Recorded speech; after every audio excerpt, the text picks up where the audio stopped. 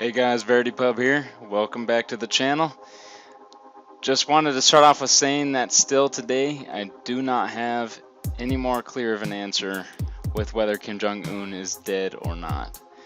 But today Trump did claim that he knows how he was doing. And he even says that we're going to find out not too distant in the future what has happened. He just can't say what happened right now. It's likely classified, and he just doesn't want to declassify it yet.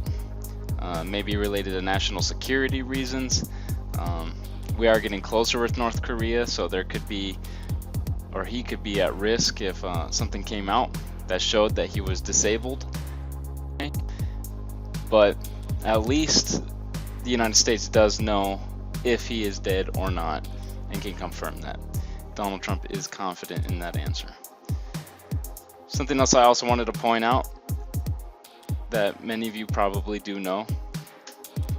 Trump's daily briefings warned about COVID-19 at least a dozen times before the US outbreak, but he failed to register the threat. Now guys, I just wanted to point this out just because, you know, earlier in the year, I do remember him saying that we probably could still go to work and that it's not that big of a deal, but he did back away from those comments. I do still believe that he reacted well in banning travel from China immediately, but I think he could have been a little bit faster at banning more travel from Europe sooner, or even the borders between Canada and Mexico sooner. But nonetheless, it is taken very seriously now, and I think we are gonna get under 100,000 deaths compared to what was predicted earlier in the year. But just thought I'd point this out. I know there's a lot of articles about it, but it's good to put out once in a while. Alrighty, Barr orders legal action against governors whose COVID-19 actions infringe on civil rights. Now this is pretty serious, guys. It seems like it's more of a warning right now, but he will prosecute states that infringe on God-given rights granted by the Constitution. He even mentions in here that the Constitution is not suspended in a time of crisis. And I think he's referring to some of the more drastic orders that governors are giving in several states and the rallies that came from them. So just something to pay attention to if you live in states. I know Michigan was one that seemed to go a little bit too far with certain restrictions, like banning motorboats but allowing sailboats and paddle boats. Just weird things that seemed a little bit too controlling, or even states that are trying to push for tracking of people, both with the citizen allowing it or not allowing it. It's kind of mixed responses on that and whether we should be doing that or not. I do know some European countries have went ahead, jumped on that. Obviously China was already doing it, so it wasn't too hard for them to transition to that if they needed to. But just something to point out that the Attorney General of the United States is looking into it and keeping an eye on the states, for those of you who are concerned about it. Alright, there's a couple articles on this. If you guys do not know already, judges are allowing prisoners to leave prison, and I don't think it's that good of an idea at all. I mean, there's a reason why they're in there. I mean, today alone, a judge ordered a release of nearly 800 in an Ohio federal prison. That's kind of that's a lot of people. That's a lot of people, guys.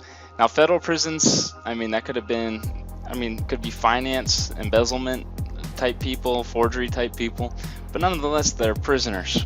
And they were imprisoned for a reason, and they're getting let go, mostly on parole, so they do have to check in with somebody once a week. But as you'll see in this next article, that doesn't stop everybody, because out in Brooklyn there was a rapist in jail who was let out because of COVID-19, and now he is back in jail just 10 days after being released from Rikers Island. 10 days after, already sexually assaulted a woman. She said that he grabbed her by the collar and dragged her into a parking lot And then there was one other parole violation that he committed as well. So he is back in jail now. But why on earth are we letting out, even especially violent offenders, out of prison just because of COVID-19? I mean, guys, it's a serious flu, but this could happen. And this woman did not deserve this because of COVID-19. That is ridiculous. And I doubt this is the only case that this happened. I mean, there's thousands of people getting let out of prison. Oh, there's thousands of them. I mean, there's 800 just today. Thousands, guys. Thousands. It's a pretty big deal. Now, there's something else. Those of you who are not too familiar with Saudi Arabia's rights with females, they do not have too many. They prosecute any woman that tries to go too far with women's rights, like too much education or loosening of driving rights. Because, guys, this is still a very religious nation when it comes to Islam and their core belief systems that they've held for thousands of years. There was a woman that was a human rights campaigner, and she was jailed since 2013, and she died in jail just a few days ago. I just thought I'd point that out there because Saudi Arabia is an ally of the United States, but they are nonetheless a monarchy as well as human rights violators, which I do not support, and I will put anybody on the spot for that. Anyways, guys, hope you enjoyed the video. Not too uplifting news today, but hopefully I will have more on what happened to Kim Jong-un tomorrow. Still have my fingers crossed on that. But anyways, guys, thanks for watching. Subscribe, give me a thumbs up, and leave in the comments what you think of the articles and what you think of the channel and how I can improve. Thank you very much, guys.